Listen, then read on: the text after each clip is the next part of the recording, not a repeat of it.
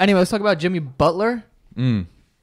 and Andrew Wiggins. This is his brother, Yeah, his brother. Nick Wiggins, Nick Wiggins. Legendary shit. who played at Wichita State, by the way. Guy's gonna get traded. Wants to get traded.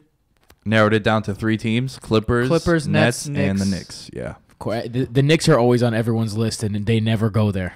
Ever. I loved when this happened because immediately Impy went into panic mode and sent 30 texts in a row. He's like, "Yo, everyone's untouchable on the Knicks. Like, we're not trading for anyone. Not Kyrie, not Butler." Yeah. He's like, "We got the pieces." I was like, "Someone's scared."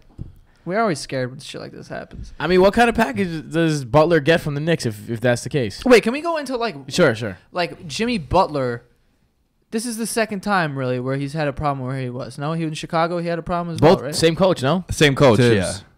And what's crazy? Well, actually, it was. In Chicago, wasn't he complaining about the players? Who's though? the guy from Iowa State that took over? Hoiberg. Oh, yeah, it was Fred Hoiberg. So Right, towards right. the tail end of Hoiberg, he really liked playing for Thibodeau because Thibodeau also kind of made him a start. Remember early Jimmy Butler, he was playing like 47 of the 48 minutes in like those games against the Cavaliers. And, it was the Heat then when Derrick Rose was still on the team. So the thing with Jimmy Butler is I think the Timberwolves made a mistake bringing him in because you had a guy that you were grooming to be your alpha in Karl Anthony Towns. When you bring in Jimmy Butler, that's an alpha.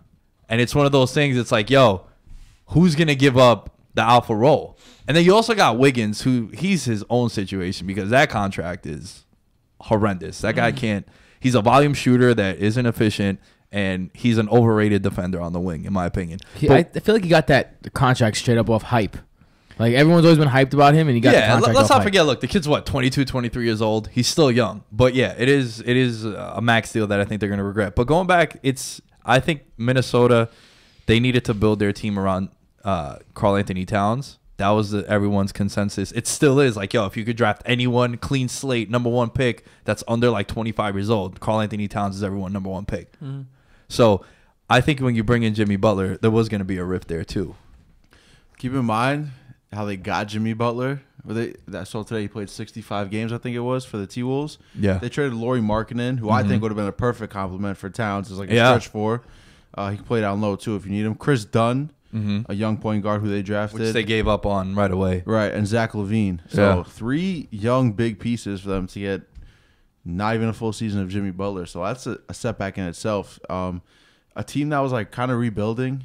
I don't know why they went after the star right away. I mean, he was available, so I guess get him while you can. But I thought they had something going with those 3 guys and then Wiggins and Towns in place. I don't know why there was the need to make that move for Jimmy Butler. And I feel like Imby said, if the Knicks were to do it, it'd kind of be like the same situation the Wolves were in last year, where the Knicks are finally putting nice pieces together. Why break it all up for one guy?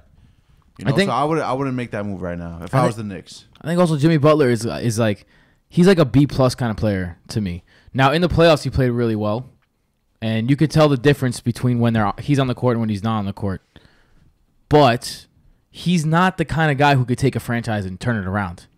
He's the kind of guy who can be a number 2 on a team and have a chance, a number 3 and be a championship-type squad. But he treats himself, like Nick said, as an alpha, as the number 1 guy. He gets paid like the number 1 guy. So is this the kind of guy I want to give up young pieces for? He's also, like you said, had problems in 2 separate places, Chicago, and now that I thought it was with the same coach. It's not. It was Hoiberg, and now with Thibodeau, who he had a great relationship in the past. So what has changed? I think it's more so he has a lot of red beef flags with Wiggins and Towns, supposedly, is a thing. Like, they said he doesn't like Towns' mindset, and Wiggins, he has beef with Wiggins. Like, they're young. So, I mean, he's a veteran. He came in and he took the most shots under 2 minutes of anyone on that team, and he only assisted on 1 bucket that Towns had in under 2 minutes. So this is a guy who definitely wanted to be the alpha, and he didn't want anyone else to shine. And when you got a guy like Karl Anthony Towns, you got to build around him, not a guy who's he's over 30. Let's not forget that too. He's a guy who has a lot of miles on him too, and he does miss like 15 to 20 games a year for the most part. Is he a problem? Like a locker room problem? He has been. So. What? I don't think so. I mean, he's beefing with the 2 stars on the team that he got traded to. That's a problem. I think it's a thing of old head versus like young bucks. Like Karl Anthony Towns. Yeah, but that would be a problem. Okay, Right. all right, fine. But it's. But then I also was going to say it's a personality. Like Karl Anthony Towns always tweeting about video games. Jimmy Butler's 30, probably wants to go out to the club. Like he was like, "Nah, I'm gonna stay and play video games."